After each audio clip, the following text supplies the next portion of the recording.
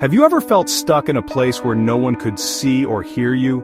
Maybe not a real hole, but a pit of sadness or worry that feels impossible to escape. There once was a man who knew that feeling, Jeremiah, a prophet. Jeremiah's job was to share God's warnings, but people didn't want to hear the truth. Angry leaders decided to silence him. They took Jeremiah to a courtyard with a deep, muddy cistern. They lowered him into the darkness, leaving him to sink in the mud. Alone and trapped, Jeremiah was left to be forgotten. The leaders thought they could bury the truth with him. Jeremiah was surrounded by darkness, the world above fading away. It seemed like the end for Jeremiah and his message.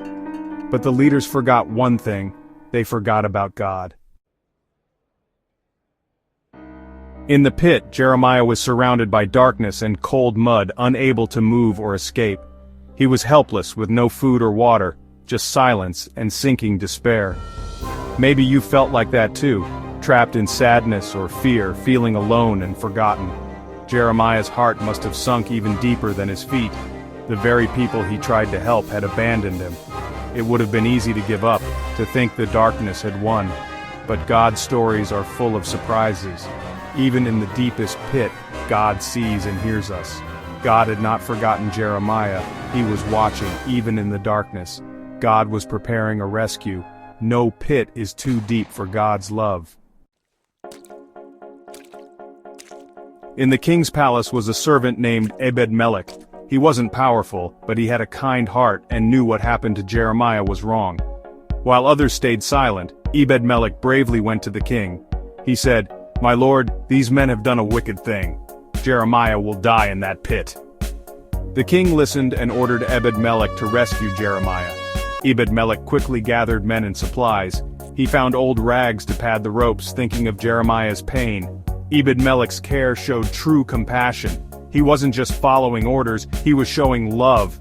Ebed-Melech became God's helper, sent to bring Jeremiah out of darkness. One brave voice changed everything. The rescue was about to begin. Ebed-Melech's courage reminds us that anyone can make a difference. Ebed-Melech and his men lowered ropes and rags into the cistern. Carefully, they pulled Jeremiah up from the mud and into the light. Jeremiah was saved. He wasn't forgotten or alone. God had sent help in an unexpected way. This story is about more than Jeremiah.